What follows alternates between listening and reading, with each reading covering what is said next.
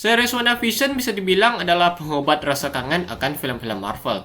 Karena kurang lebih 1 tahun, tidak ada film Marvel yang diputar di bioskop karena pandemi. Salah satunya film Black Widow yang terus diundur-undur tanggal rilisnya. Izinkan saya untuk mundur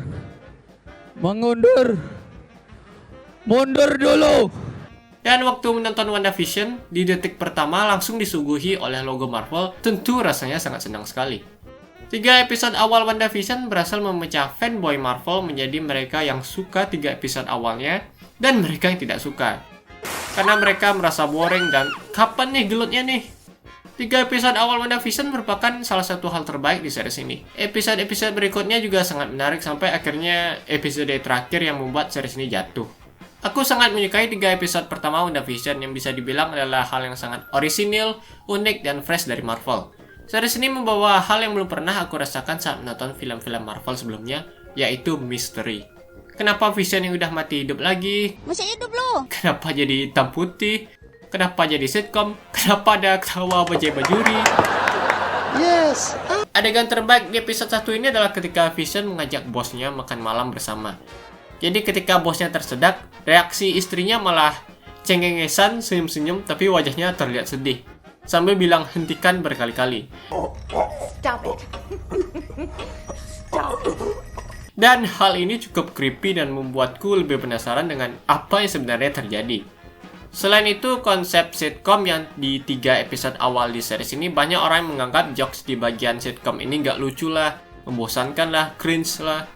Sitcom di episode awalnya adalah sebuah parodi dari sitcom The Dick Van Dyke Show yang muncul di tahun 1950-an. Ya, jadi jokes yang muncul tentunya adalah jokes yang lucu di tahun 50-an. Meskipun begitu, bagian sitcom di series WandaVision ini menurutku masih bisa menghibur dan lucu untuk ditonton. Ditambah lagi dengan acting dari Paul Bettany dan Elizabeth Olsen yang sangat baik. Menurutku tujuan dibuat part sitcom di series ini memang bukan sebagai sitcom yang untuk melucu, tapi untuk membangun misteri di series ini. Bahkan tiap akhir episode selalu berhasil membuatku semakin bertanya-tanya dan penasaran dengan apa sebenarnya yang terjadi. Dan selanjutnya di episode 4, series ini tidak lagi menampilkan sitcom, tapi beralih ke dunia nyata dan aku tidak begitu suka dengan bagian ini. Mari kita bahas tentang Jimmy Woo. Jimmy Woo adalah salah satu karakter favorit fans dan kehadirannya juga sangat menghibur. Tapi perannya di series ini juga tidak begitu penting. Sebenarnya ketika series ini menceritakan hal-hal yang di luar sitcom, di luar Hex ini, tidak buruk, tapi terlalu MCU. Maksudnya ya kisah di luar sitcom ini memang tipikal-tipikal Marvel yang B aja gitu. Dibandingkan dengan sitcom yang penuh keanehan dan pertanyaan, aku selalu ingin, yuk balik ke sitcom lagi aja yuk. Menurutku dengan mengungkapkan bahwa ternyata bagian sitcom ini adalah realitas buatan Wanda di episode 4 ini, membuat bagian sitcom-sitcom di episode berikutnya menjadi kurang menarik karena kita sebagai penonton akhirnya sudah tahu apa yang terjadi. Dan episode 5 ada beberapa bagian yang keren menurutku. Dan episode inilah orang-orang mulai membenci Hayward karena dia mau membunuh Wanda yang mengendalikan pikiran dan menyandera seluruh warga kota Westview. Tapi gongnya adalah ketika the one and only Quicksilver Evan Peters dari X-Men muncul. Dan episode 6. Episode 6 mereka berusaha kembali lagi masuk ke Hex. Why? Darcy sendiri bilang bahwa You can't do that. You can't go back into the Hex. You've gone through the boundary twice already, Monica. The energy inside has rewritten your cells on a molecular level twice. It's changing you. Nggak bisa bahasa Inggris. entahlah, aku tidak mengerti maksudnya apa, tapi kedengarannya adalah hal yang buruk untuk masuk ke Hex lagi.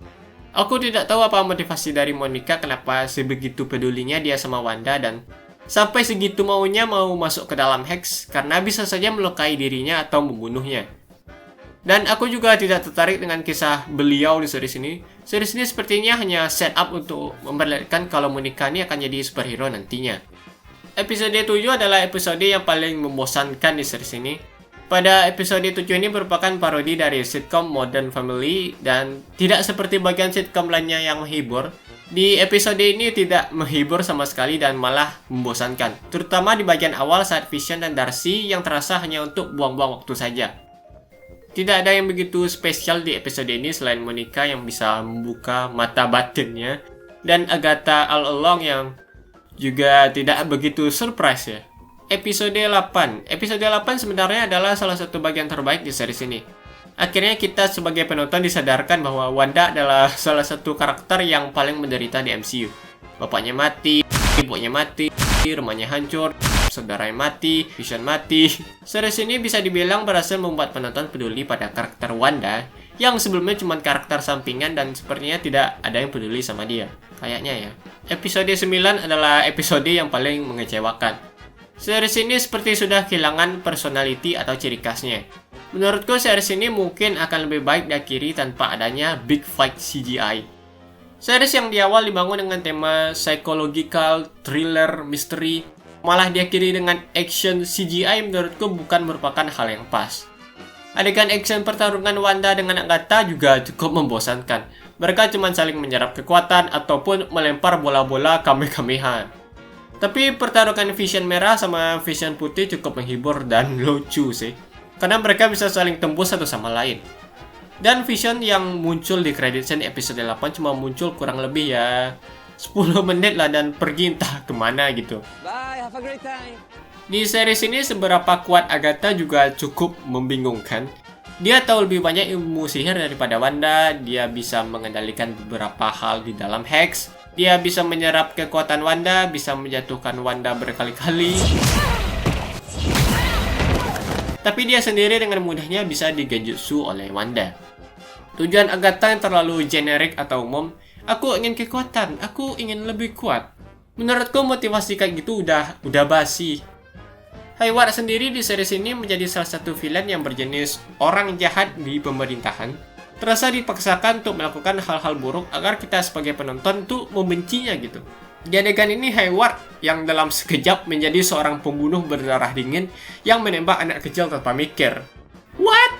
Dan saat Hayward menembak, nggak ada angin, nggak ada hujan, Monica Rambeau datang menahan peluru meskipun dia tahu bakalan mati. Oh lihat, ternyata dia punya kekuatan super.